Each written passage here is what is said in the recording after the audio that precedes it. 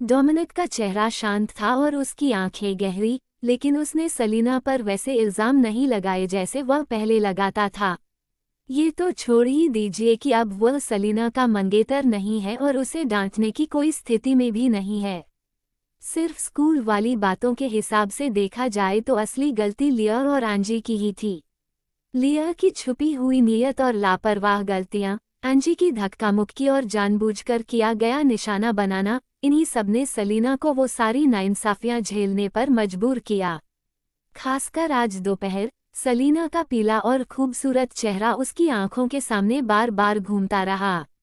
जैसे ही वह शांत होता, उसकी वो उदास और गहरी आंखें याद आ जातीं। डोमिनिक को उन आंखों में गहरा दुख और इल्जाम महसूस हुआ, जिसने उसे डरा दिया, बेचैन कर दिया और अजीब सा व्याकुल भी। वह भले ही घटिया इंसान है, लेकिन दिल तो रखता है। इन सालों में उसने सलीना से बेरुखी और कठोरता इसलिए बरती क्योंकि उसे लगता था कि सलीना नीच सोच वाली है, हमेशा लिया को चोट पहुंचाती है और वह सब करती है जो उसे नापसंद है। इसलिए उसे लगता था कि अगर वह धोखा भी देता है और लोग उसे घटिया कहते हैं, तो भी वह सही है। लेकिन जैसे ही सच सामने आया और उसे पता चला कि वास्तव में सलीना ही पीड़ित थी और असली गलती लिया की थी, उसके गर्व और उस खोजी स्वभाव में, जिस पर वह हमेशा इतराता था, एक दरार पड़ गई। खासकर तब जब सलीना ने अभी अभी सगाई तोड़ने का फैसला किया था। डोमिनिक का मन बेहद उलझन में था। उसके माथे पर चिंता की लकीरें थीं और अब उसे नौकरानी की उकसाने वाली बातें भी कोई असर नहीं कर पा रही थीं। उसने ऊपर की ओर देखा और नौकरानी से कहा, लिया को अच्छे से आराम करने दो। इतना कहकर वह मुड़ा और चला गया। योजक चिन्ह योजक चिन्ह योजक चिन्ह। ऊपर लिया ड्रेसिंग टेबल पर बैठी थी। दरवाजा बंद होने की आवाज सुनकर उसने जोर से पूछा, उसने क्या कहा? नौकरानी तेजी से अंदर आए और बोली, मास्टर डोमिनिक ने कुछ नहीं कहा, बस आपको आराम करने का हुक्म दिया। लिया की आंखें अचानक ठंडी पड़ गईं। तेज रोशनी में उसने आईने में खुद को देखा, मुलायम और आकर्षक चेहरा, होठों पर हल्की सी मुस्कान। कुछ पल बाद उसने मुस्कुराते हुए अपने गहरे लाल होठों को मोड़ा, उनमें नरमी थी। सलीना सोचती है कि सच उजागर करके उसे वाकई न्याय मिल जाएगा। उसने एक तिरस्कार भरी हंसी छोड़ी। जितनी मूर्ख और भोली थी, उतनी ही अब भी है। उसने कंघी उठाए और बाल संवारते हुए नौकरानी से कहा, आज रात वेबो देखना और जैसे ही क्रिफिया यूनिवर्सिटी की आधिकारिक वेबसाइट पर पोस्ट आए, मुझे जगा देना।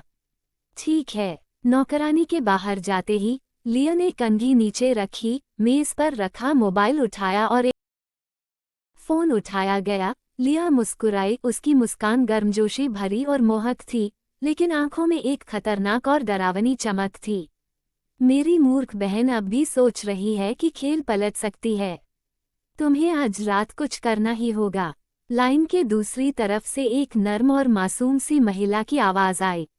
क्या उसे तुमने पहले ही बर्बाद नहीं कर दिया था?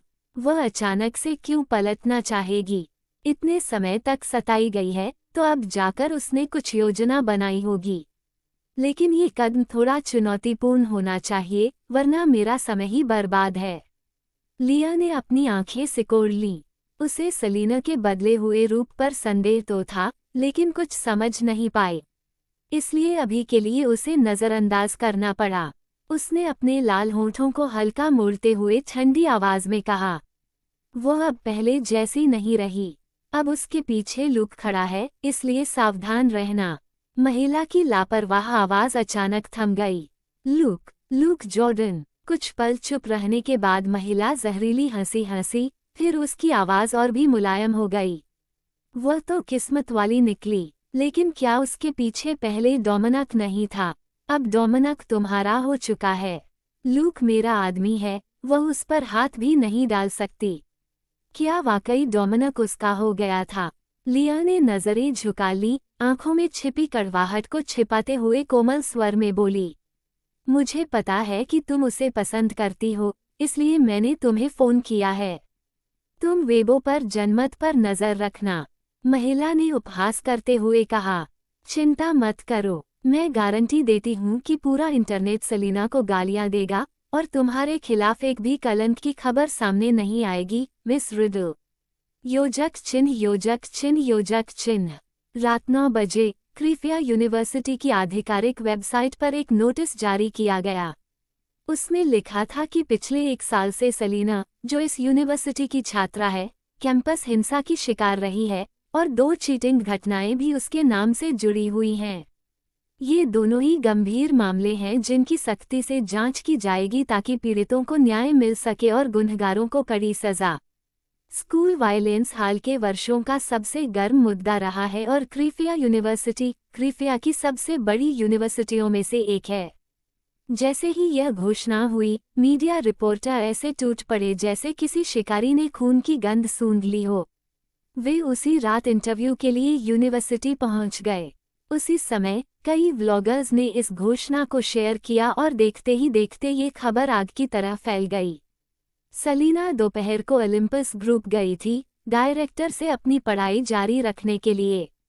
रात 9 बजे वह किले में लौटी और डिनर के बाद उसके पास समय था ताकि वह कैंपस घटना के बाद की स्थिति को देख सके।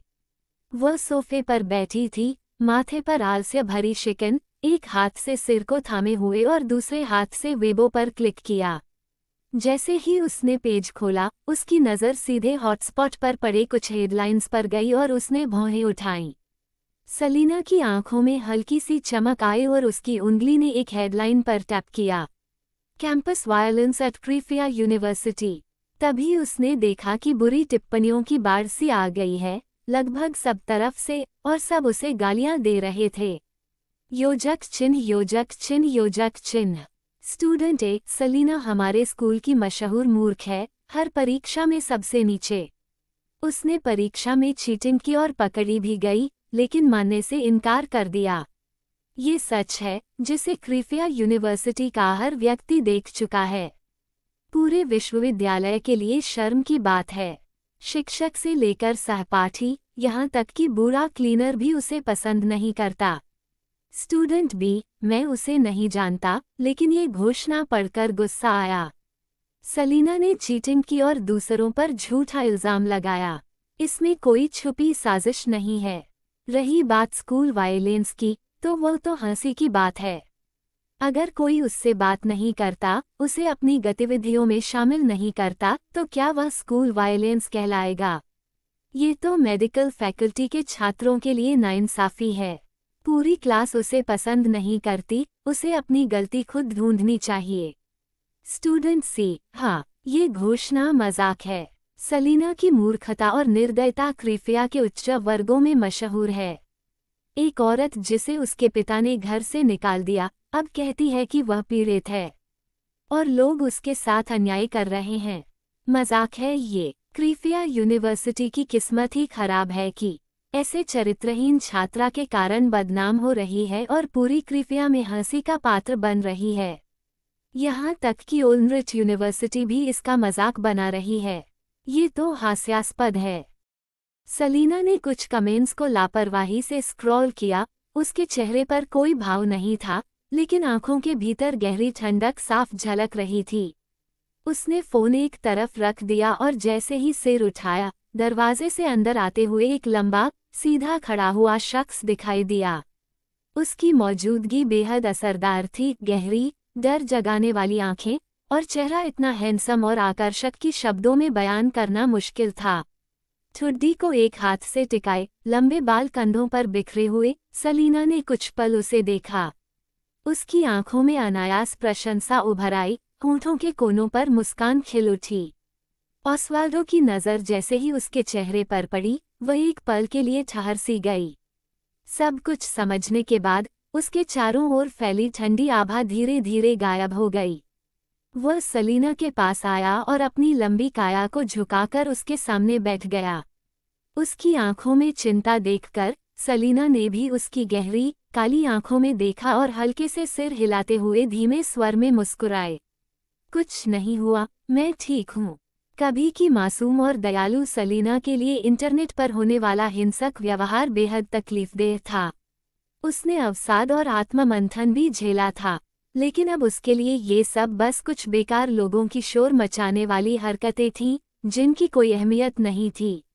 ऊपर से इन टिप्पणियों में साफ दिख रहा था कि ये सब लिया द्वारा खरीदे गए पेशेवर लोग थे, इसलिए उन्हें लेकर परेशान होने की जरूरत ही नहीं थी। ऑस्वाल्डो का लंबा पतला हाथ उसके पलकों को हल्के से छू गया। उसका रौबदार आकर्षक चेहरा चिंता से नरम पड़ गया। क्या तुम्हें मेरी मदद चाहिए?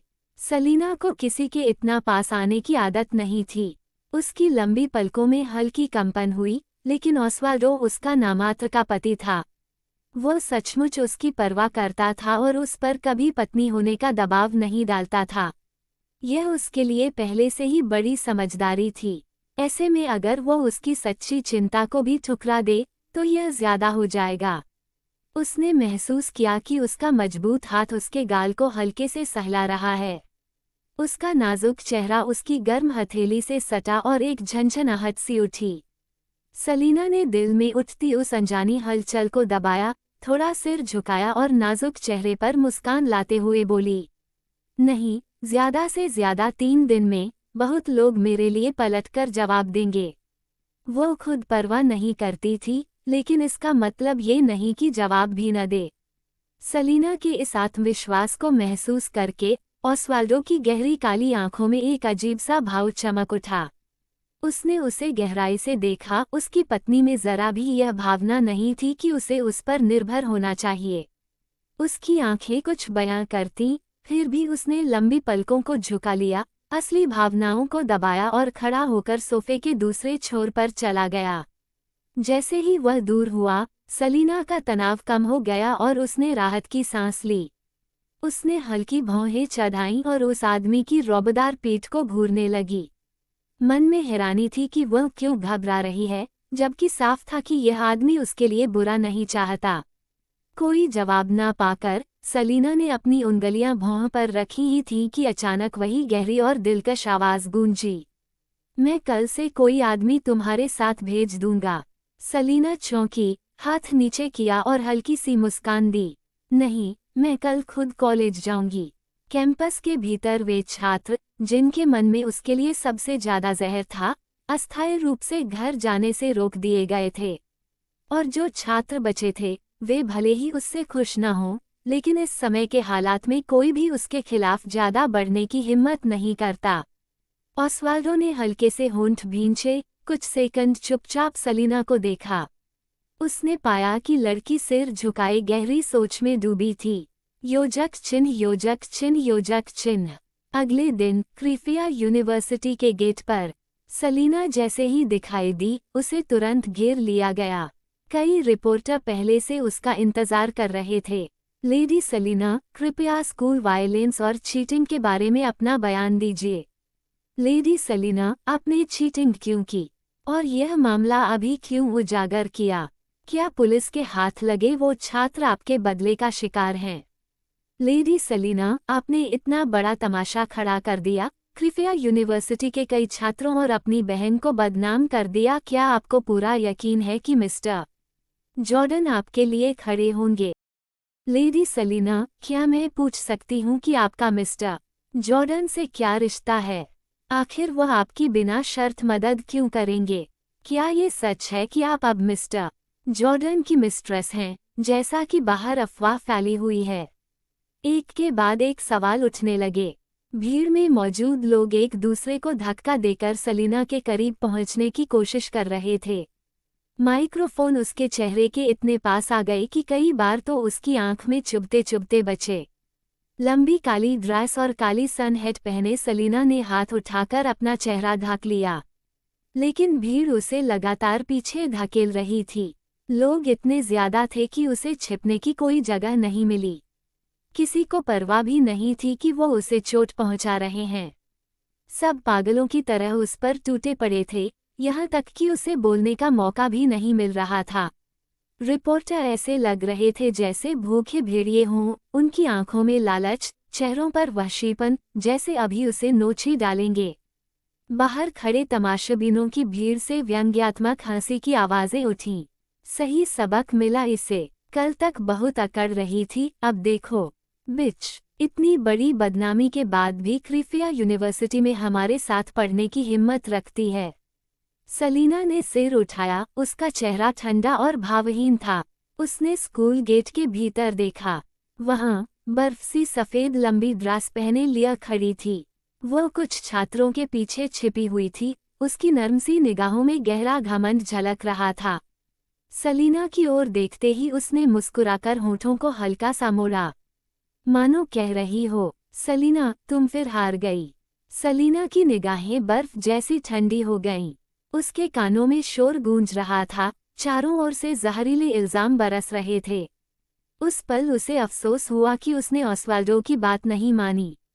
सुबह के नाश्ते पर भी उसने कहा था कि वो बॉडीगार्ड साथ लेकर स्कूल जाए, पर सलीना ने मना कर दिया। अब उसे भीड़ पीछे धकेलते धकेलते दीवार से टकरा दिया गया और उसके पास पीछे हटने की कोई जगह नहीं बची थी। लेकिन रिपोर्टर अब भी पीछे नहीं हटे। पूरी ताकत से उस पर टूट पड़े, उसे दीवार से सटाने की कोशिश करने लगे। कैमरे लगातार चमक रहे थे, हर तरह की अपमानजनक तस्वीरें खींच रहे थे और उस पर और भी गंदे आरोप चिपकाने की तैयारी में थे। सलीना की आंखों में गुस्सा चमक उठा, होठों के कोने हल्के से उठे और उसके चेहरे पर तिरस्कार उभर आया। तभी, जैसे ही माहौल पूरी तरह बेकाबू होने वाला था, अचानक कान फाड़ देने वाली ब्रेक्स की आवाज़ गूंजी।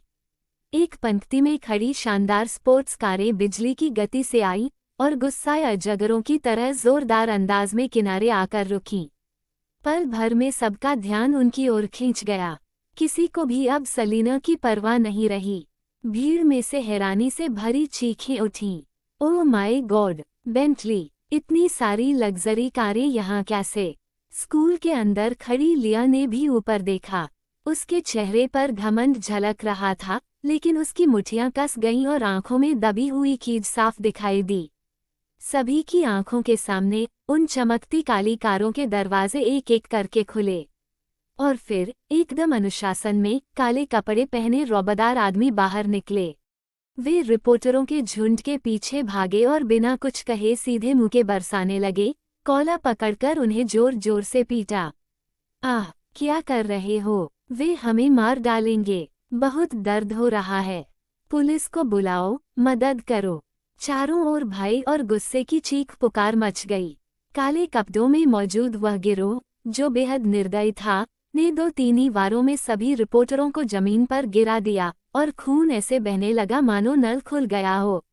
अचानक हुए इस हिंसक दृश्य ने तमाशबीनों को डरा दिया। जो पास खड़े थे, उन्होंने अपने सिर ढाक लिए और भय से चीखने लगे।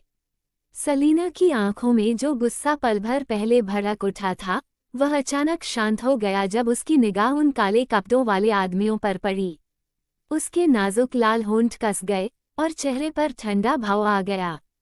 गिरोह के सरदार ने आगे बढ़कर सलीना के सामने झुककर आदर से कहा, मैडम, मास्टर ऑस्वाल्डो आ चुके हैं।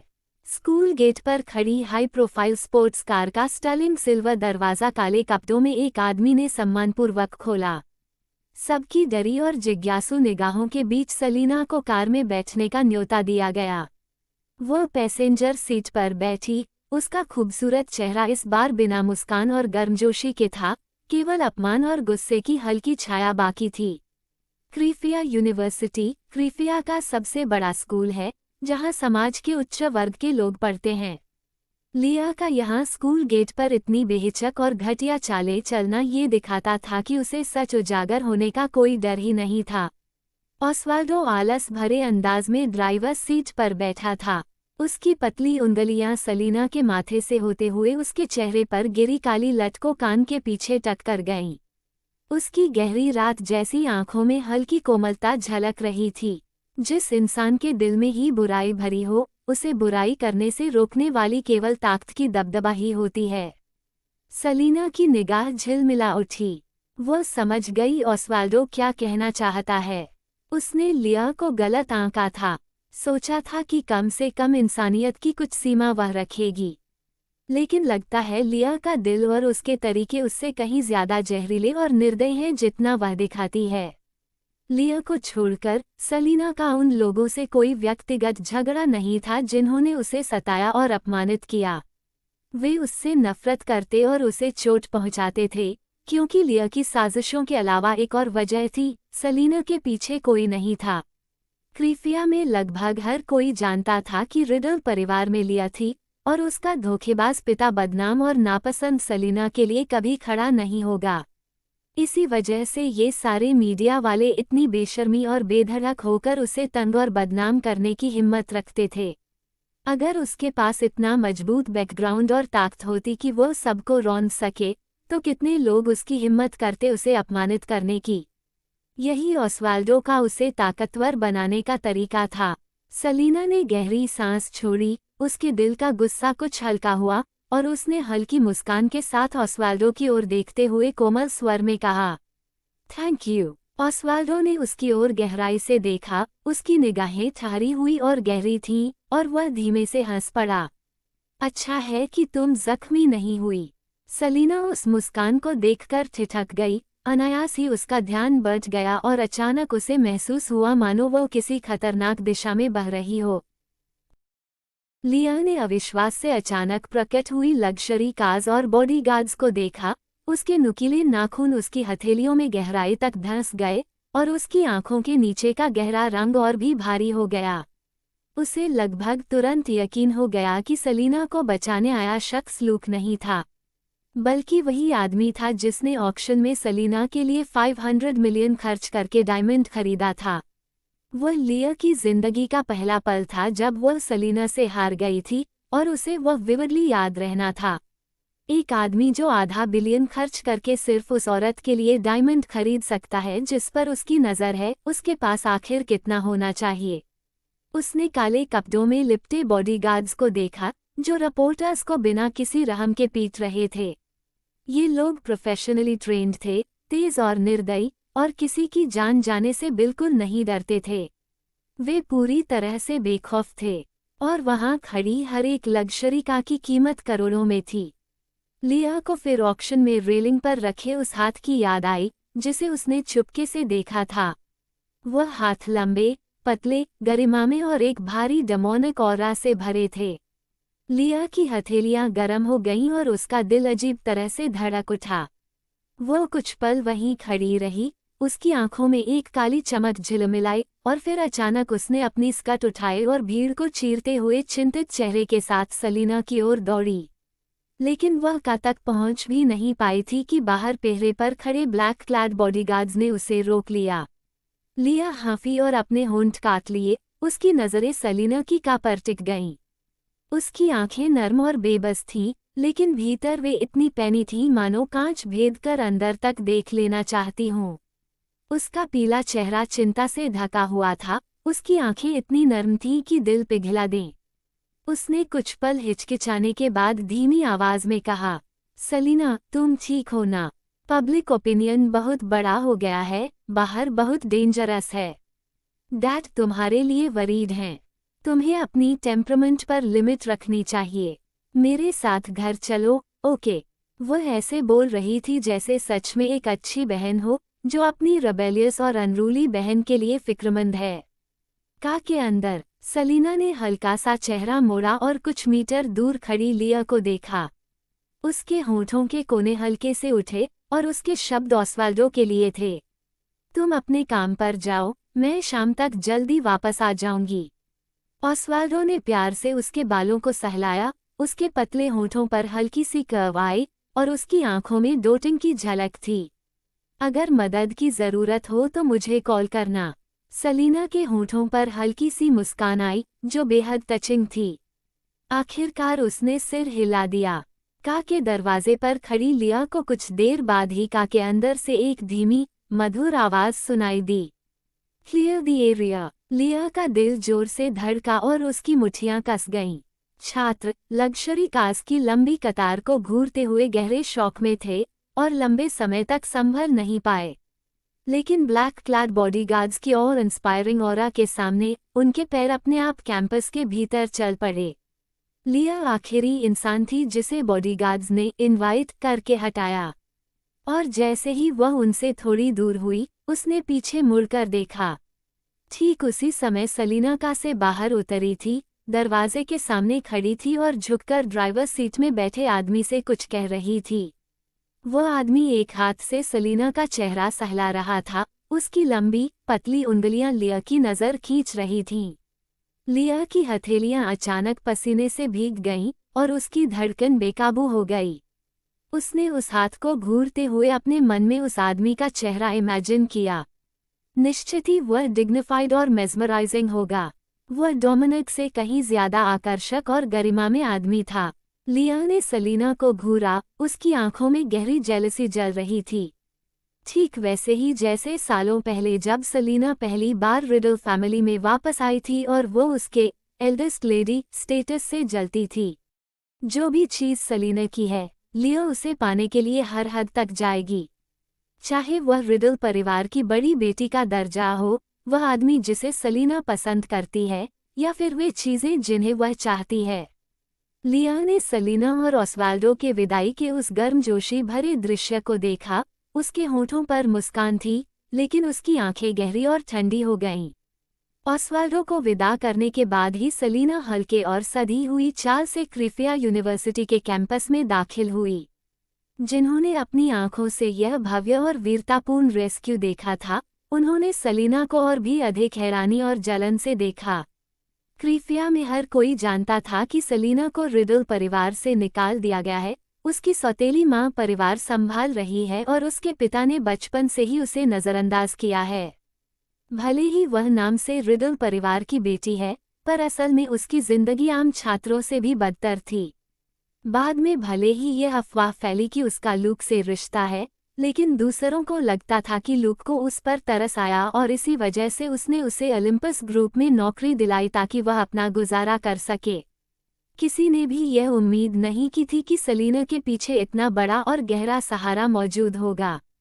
भले ही उन्होंने कार के अंदर बैठे आदमी को अपनी आंखों से नहीं देखा, लेकिन इतनी सारी करोड़ों की लग्जरी कारें और काले कपड़ों में खड़े खतरनाक बॉडीगार्ड्स क्रिफिया के बड़े बड़े खानदानों और रईसों से भी कहीं ऊपर थे। गेट के बाहर रिपोर्टर्स को काले कपड़ों वाले बॉडीगार्ड्स द्वारा कचरे की तरह एम्बुलेंस में फेंकते देख कुछ लोगों की आंखों में सलीना के लिए जलन तो थी, लेकिन साथ ही उनके अंदर एक गहरी घृणा भी थी। अब वह भीड़ सलीना को देखते हुए पहले की तरह बिना सोचे समझे उसकी बुराई और बेइज्जती करने की हिम्मत नहीं जुटा पा रही थी। सलीना जब खामोशी में कैंपस में दाखिल हुई, तभी स्टूडेंट यूनियन के कुछ लोग, जिन्हें अभी अभी यह खबर मिली थी, उसकी ओर बढ़े। सबसे आगे रोनन था। ज़ैकरी और बिली सलीना को देखकर तेजी से उसकी ओर दौड़े। जब उन्होंने देखा कि सलीना को चोट नहीं लगी है और वह ठीक है, तो दोनों भाइयों ने राहत की सांस ली। सलीना, तुम ठीक तो हो? ज़ैकरी ने भौहें सिकोड़ते हुए पूछा। सलीना ने उसकी ओर देखा और ठुड्डी ऊंची की, उसके चेहरे पर बर्फ सी ठंडक थी। नहीं, अगर मुझे बचाने वाले लोग एक कदम भी देर से आते, तो इस वक्त तुम्हें मुझे अस्पताल में ढूंढना पड़ता। ज़ैकरी का चेहरा फीका पड़ गया, उसने चिढ़कर अपने बालों को मसल दिया। उसे विश्वास नहीं हो रहा था कि क्रिफिया यूनिवर्सिटी में फैले इस कैंपस वायलेंस के बीच कोई इतनी हिम्मत कर सकता है कि खुलेआम यूनिवर्सिटी के गेट पर पेशे का बहाना बनाकर कत्ल की कोशिश करे। सीनियर्स, मुझे लगता है क्रिफिया यूनिवर्सिटी का माहौल सच में बहुत बिगड़ चुका है। अभी थोड़ी देर पहले, जब मैं दर्जनों रिपोर्टर्स से घिरी हुई थी और लगभग बुरी तरह घायल होने वाली थी, तब ये कुछ छात्र, उसकी पतली उंगलियां उन छात्रों की ओर इशारा कर रही थी जिन्होंने अभी अभी उसका अपमान किया था, वो व्यंग्य भरी हंसी हंसी। एक तरफ खड़े होकर मुझे गालियां दे रहे थे, मुझे बिच कहा, और हेडमास्टर से सवाल कर रहे थे कि मुझे अब तक कैंपस से क्यों नहीं निकाला गया। जिन छात्रों का नाम लिया गया, उनके चेहरे अचानक अकड़ गए और वे कुछ कहने के लिए मुंह खोलना चाहते थे, लेकिन जैसे ही उन्हें याद आया कि अभी अभी रिपोर्टर्स का क्या हाल हुआ था, उनके सारे गुस्से भरे शब्द गले में ही अटक गए। स्टूडेंट यूनियन के सभी लोगों के चेहरे गंभीर हो गए। रोनन ने उन छात्रों पर नजर डाली और ठंडी आवाज में पूछा, तुम लोग यहाँ क्यों खड़े हो? क्रिफिया यूनिवर्सिटी की क्लासेस अभी आधिकारिक रूप से शुरू भी नहीं हुई थीं और इस वक्त कैंपस में ज्यादा लोग नहीं थे। खासकर सुबह का समय होने के कारण ज्यादातर स्टूडेंट्स अभी उठे भी नहीं थे। ये साफ लग रहा था कि यह ग्रुप जानबूझकर यहाँ खड़ा था, सिर्फ तमाशा देखने के लिए। सीनियर्स, हम तो बस यहाँ से गुजर रहे थे, बिली ने ठंडी हंसी के साथ कहा। उसकी आंखों में बर्फ जैसी गुस्से की झलक थी। गुजर रहे थे? क्या हम इतने बेवकूफ दिखते हैं तुम्हें? कई छात्रों के चेहरे एक साथ लाल हो गए, लेकिन अपनी सफाई में कुछ कह नहीं पाए। असल में उन्होंने भी वो अफवाहें सुनी थीं जो पूरे कैंपस में फैली हुई थीं कि रिपोर्टर गेट के बाहर छिपकर सलीना को रोकने आए हैं। इसलिए वे जानबूझकर यहाँ रुककर सलीना की बेइज्जती देखने आए थे। लेकिन उनकी उम्मीदों के उलट तमाशा देखने की जगह वे खुद रंगे हाथों पकड़े गए। रोनन का पहले से ठंडा चेहरा और भी ठंडा पड़ गया। जिन्होंने गाली और अपमान किया है उन्हें बड़ी सजा मेजर डिमेरिट मिलेगी, और जो तमाशा देखने आए थे उन्हें मध्यम सजा मीडियम डिमेरिट। इन शब्दों के गिरते ही सभी छात्रों के चेहरों के रंग उड़ गए। खासकर जिन्हें मध्यम सजा मिली थी, उनके चेहरे पर घबराहट के साथ साथ गुस्सा भी था और वे चिल्ला पड़े। किस हक से? हमने बस कुछ बातें कहीं, न उसे मारा न सताया, फिर भी हमें बड़ी सजा। ये तो नाइंसाफी है। बिल्कुल, स्कूल में और भी लोग उसे गाली देते हैं, तो सिर्फ हमें ही क्यों सजा मिले? रोनन की ठंडी आवाज गूंजी। तुम्हें पता भी है ये समय कितना नाजुक है? उनके तीखे सवाल पर कुछ छात्र अचानक सन रह गए। नए सत्र की शुरुआत बस होने ही वाली थी। कल ही क्रीफिया यूनिवर्सिटी के कैंपस में हिंसा की घटना हुई थी और आज भी वेबो पर कई हॉट सर्चेस चल रहे थे। मीडिया की नज़रें पूरी तरह क्रीफिया यूनिवर्सिटी पर टिकी थीं। ऐसे नाजुक समय में सलीना को अपमानित करना किसी बड़े हादसे को न्योता देने जैसा था। वे सब जानते थे कि इस समय ऐसा करना गलत है, लेकिन अपने साथियों के उकसावे और सलीना के प्रति नफरत की वजह से सुबह सुबह यहाँ जमा हो गए। सोचा था मजाक देखेंगे, लेकिन उल्टा एक हीरोइक रेस्क्यू देखने को मिला और खुद स्कूल के सामने पकड़े गए। उन्होंने सोचा भी नहीं था कि पकड़े जाने पर डांट फटकार से ज्यादा कुछ नहीं होगा। आखिर सलीना को पहले भी कई छात्र चोट पहुंचा चुके थे, लेकिन ये सुनकर कि उन्हें मेजर डिमेरिट मिलेगा, सबके होश उड़ गए। वो लड़की जिसने सलीना को बिच कहा था, होंठ काटते हुए लाल आंखों और भरे गुस्से के साथ बोली, गलती हमारी मान भी लें, लेकिन इतनी बड़ी सजा सही नहीं है। सब जानते थे कि मेजर डिमेरिट का मतलब है सिर्फ डिप्लोमा डिग्री नहीं। बिली ठंडी मुस्कान के साथ बोला, क्रीफिया यूनिवर्सिटी पहले ही पब्लिक ओपिनियन की वजह से चर्चा में है। कैंपस हिंसा की वजह से टीचर और हेडमास्टर सच जानने और पीड़ित को न्याय दिलाने की कोशिश कर रहे हैं। लेकिन तुम जैसे सीनियर स्टूडेंट्स, जिनसे अपेक्षा की जाती है कि वे गुण और नैतिकता के आदर्श हों, जब अपने ही साथी को मीडिया के षड्यंत्रकारी हमलों से घिरा देखते हो, तो उसकी मदद करने की बजाय ताली बजाकर और हंसकर उसकी बेइज्जती का आनंद लेते हो। ऐसे लोग क्या क्रीफिया यूनिवर्सिटी की डिग्री और डिप्लोमा रखने के लायक हैं? उसकी ठंडी नज़रों ने छात्रों को एक एक करके देखा। जिस पर उसकी नज़र गई, उनकी आंखों में आंसू भर आए, चेहरे पर डर और बेबसी थी, और कुछ ने शर्म से सिर झुका लिया। ज़करी का चेहरा गुस्से और निराशा से भरा हुआ था। दांत भींचते हुए बोला, क्रीफिया यूनिवर्सिटी उत्तर की सबसे बड़ी मेडिकल यूनिवर्सिटी है। अगर आज की घटना बाहर गई, तो सब कहेंगे कि इस मशहूर मेडिकल यूनिवर्सिटी के छात्र इतने कोल्ड ब्लडेड हैं कि उनमें बुनियादी मेडिकल एथिक्स तक नहीं है। जब इंसानियत नहीं है, तो क्या उम्मीद की जाएगी कि तुम भविष्य में लोगों की जिंदगी बचा सकोगे? ये तो मजाक है। छात्रों के चेहरे सफ़ेद पड़ गए। उनके दिल गुस्से और नाराज़गी से भरे थे, लेकिन पलटकर बोलने के लिए उनके पास कोई ठोस वजह नहीं थी।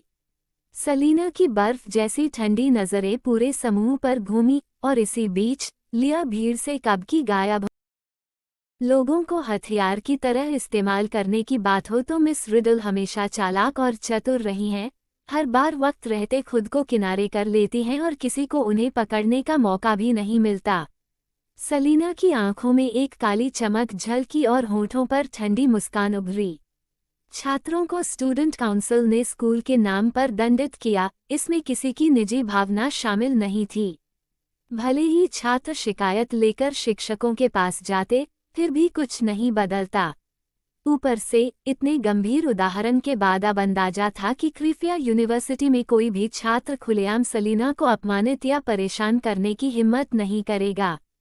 इस घटना का परिणाम एक चेतावनी और सफाई दोनों था, सलीना की स्थिति के लिए भी और स्कूल की प्रतिष्ठा के लिए भी।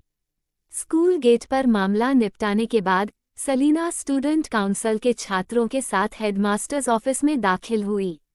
ऑफिस लोगों से भरा था और जैसे ही दरवाज़ा खुला, सबकी निगाहें अनायास ही उस ओर उठ गईं। वे सब स्टूडेंट काउंसिल के सदस्यों को पहचानते थे, इसलिए सरसरी नज़र डालने के बाद सबकी नज़र उस एक खूबसूरत लड़की पर टिक गई जिसका चेहरा उन्होंने पहले कभी नहीं देखा था। पहली बार सलीना को देखकर सब ठिठक गए। पिछले 2 दिनों में उन्होंने इस छात्रा के बारे में जो अफवाहें और जांच की थी, वो बिल्कुल अच्छी नहीं थीं। उससे पहले उनके दिमाग में खुद ब खुद एक ऐसी लड़की की छवि बन गई थी जिसकी आंखें बुझी बुझी हों, चेहरा या तो कठोर हो या डरपोक। लेकिन इस वक्त मीटिंग रूम में सामने खड़ी साफ आंखों वाली मासूम लड़की उस कल्पना से बिल्कुल अलग थी। भीड़ सलीना को देखकर ठिठकी हुई थी। तभी रोनन ने स्कूल गेट पर घटी घटना का जिक्र किया। ये सुनकर हेडमास्टर से लेकर शिक्षकों तक सबके चेहरे गंभीर हो गए। तुम्हारे मेडिकल डिपार्टमेंट में आखिर चल क्या रहा है? टीचर एम्बर प्रिंस ने ठुड्डी पर हाथ टिकाकर मेडिकल डिपार्टमेंट के नेताओं की ओर देखा। लगता है सिर्फ उसी क्लास के छात्रों को मानसिक समस्या नहीं है, बल्कि और क्लासेस भी इससे पीड़ित हैं। क्रिफिया यूनिवर्सिटी के अंदर ही एक छात्रा को कुछ कमीने लोग तंग कर रहे हैं और बाकी तमाशा देख रहे हैं, बल्कि तालियां बजाकर मजे ले रहे हैं। बताओ, इस बार तुम लोग उस लड़की को कैसे दोष दोगे? हेडमास्टर की सख्त नज़रों और एम्बर के व्यंग्य भरे शब्दों ने मेडिकल फैकल्टी के हेड को ठंडे पसीने से भिगो दिया। उसका चेहरा पूरी तरह सफ़ेद पड़ गया। मेडिकल फैकल्टी के अन्य शिक्षकों के चेहरे भी बेहद अप्रिय थे। ऐसे नाजुक समय में जहां उन्हें एकजुट होकर सहयोग दिखाना चाहिए था, वहीं वे तमाशबीन बने रहे। क्या ये दिमाग से खाली हैं? एम्बर ने सलीना की ओर मुस्कुराते हुए देखा। देखो, लड़की कितनी शालीन और सुंदर है। मैं समझ नहीं पाती कि तुम लोग कैसे इतना निर्दयी बनकर ऊपर से नीचे तक मिलकर एक मासूम लड़की को सताते हो। क्लास 10 के कुछ अस्थायी शिक्षक अब शर्म से जमीन में गड़ जाना चाहते थे, बस अपनी मौजूदगी को कम करने की कोशिश कर रहे थे ताकि सलीना उन पर गुस्सा न निकाले। पहले की सलीना भारी मेकअप और डरपोक स्वभाव के कारण हमेशा सिर झुकाकर रहती थी। क्लास में उसकी कोई मौजूदगी महसूस ही नहीं होती थी। उसकी तुलना में लिया पढ़ाई और चरित्र में अच्छी थी, इसलिए वे सब लिया की तरफ झुके रहते थे। किसी ने सोचा भी नहीं था कि सिर्फ एक गर्मी की छुट्टी के बाद सलीना इतनी शालीन और खूबसूरत बनकर सामने आएगी, मानो वो बिल्कुल इस संवेदनशील स्थिति में कोई भी आगे बढ़कर सलीना पर सवाल उठाने की हिम्मत नहीं कर रहा था। सलीना गरिमा से भरी हुई ऑफिस में खड़ी थी। उसकी निगाहें अलग अलग भावों वाले लोगों पर ठहरी और फिर उसने हल्की सी मुस्कान के साथ एम्बर की ओर देखते हुए कहा, धन्यवाद एम्स प्रिंस। एम्बर मुस्कुराई। कितनी शालीन बच्ची है, लेकिन फिर भी चीजें साफ होनी चाहिए। उसकी पतली उंगली मेडिकल विभाग के उन शिक्षकों की ओर उठी। ये शिक्षक अब भी मानते हैं कि तुम्हारा चरित्र खराब है। तुमने परीक्षा में नकल की और अपने विभाग की टॉपर लिया पर नकल का झूठा आरोप लगाया। इस बारे में तुम्हारे पास कहने को कुछ है, सलीना? सलीना की ठंडी नज़र मेडिकल विभाग के नेताओं पर पड़ी। उसकी आंखों में ठंडक झलक रही थी। आवाज़ साफ थी लेकिन बहुत ऊंची नहीं। मैंने कभी नकल का आरोप स्वीकार नहीं किया, न ही लिया पर नकल का झूठा आरोप लगाया। बल्कि पूरे मेडिकल फैकल्टी, क्लास टीचर से लेकर इन्विजिलेटर, क्लास टीचर से लेकर क्लास 10 के छात्र तक, सभी ने मिलकर मुझ पर नकल का ठप्पा लगा दिया, बिना मुझे सच साबित करने का एक भी मौका दिए। शुरुआत में पूरे कैंपस ने सलीना का मजाक उड़ाया, उसे ताने मारे, तरह तरह का अपमान और आक्रोश सहना पड़ा, लेकिन उसने शुरू से ही इन आरोपों को कभी नहीं माना। सलीना की सख्त बातों से ऑफिस अचानक सन्नाटे में डूब गया। किसी ने सोचा भी नहीं था कि सलीना इतनी हिम्मत दिखाकर सबको सामने ही निर्दयता से ललकार देगी। क्या बकवास है यूनिवर्सिटी की छात्रा होकर तुम्हें शिक्षकों का सबसे बुनियादी सम्मान भी नहीं आता। मेडिकल विभाग के हेड टीचर ने नाराजगी से कहा। सलीना मुस्कुराई, लेकिन उसका चेहरा बर्फ सा ठंडा था। मैं केवल असली शिक्षकों का सम्मान करती हूँ। उसकी निगाहें डायरेक्टर और बाकी नाराज शिक्षकों पर फिसल गईं। जब ये सब हुआ, मैंने आप सभी से गुहार लगाई। मैंने आपसे मेरे लिए आवाज़ उठाने की या सबूत ढूंढने की मदद नहीं मांगी। मैंने सिर्फ इतना कहा था कि सीसीटीवी फुटेज चेक कर लो ताकि मेरी बेगुनाही साबित हो सके। लेकिन याद है, आप में से कुछ ने क्या किया? या तो बेरुखी दिखाई या चिड़चिड़ेपन से डांटा। वह ठंडी हंसी हंसी, आवाज़ बर्फ जैसी ठंडी थी। जब आपने एक शिक्षक के फर्ज को पूरा ही नहीं किया, तो अब आप किस मुंह से मुझसे सम्मान की उम्मीद रखते हैं? ऑफिस पूरी तरह खामोश हो गया। सलीना ने अपनी आंखें झुका ली, उसकी आवाज़ में तंज और ठंडापन छलक रहा था। आपकी नज़रों में मैं तो बस एक मामूली कचरा हूँ। मेरे साथ अन्याय हुआ तो क्या फ़र्क पड़ता है? मैं कहाँ यूनिवर्सिटी की छात्रा कहलाने के लायक हूँ? जब आप मुझे कचरा मानते हैं, तो क्या उम्मीद करते हैं कि मैं लिया जैसी चरित्रवान छात्रा की तरह शिक्षकों का सम्मान करूं? सलीना की बात सुनकर वे शिक्षक शर्म और गुस्से से भर गए। ऊपर से बाकी शिक्षकों की निंदा भरी निगाहें भी उन पर पड़ रही थीं। उनकी नज़र में सलीना बेहद डरपोक लड़की थी, जो कभी क्लास की गतिविधियों में हिस्सा नहीं लेती थी। जब ये मामला उठा, तो वे सोचते थे कि सलीना कुछ कहेगी ही नहीं। उनकी उम्मीद थी कि अगर सलीना ने सच में नकल की तो वे निष्पक्ष कहलाएंगे, और अगर उसे गलत फंसाया गया तो अधिक से अधिक ये कहा जाएगा कि उन्होंने मामले की ठीक से पड़ताल नहीं की। बाद में 2-4 अच्छे शब्द कहकर वे खुद को अलग कर सकते थे। लेकिन किसी ने यह नहीं सोचा था कि सलीना सार्वजनिक रूप से ऐसी बातें कहने की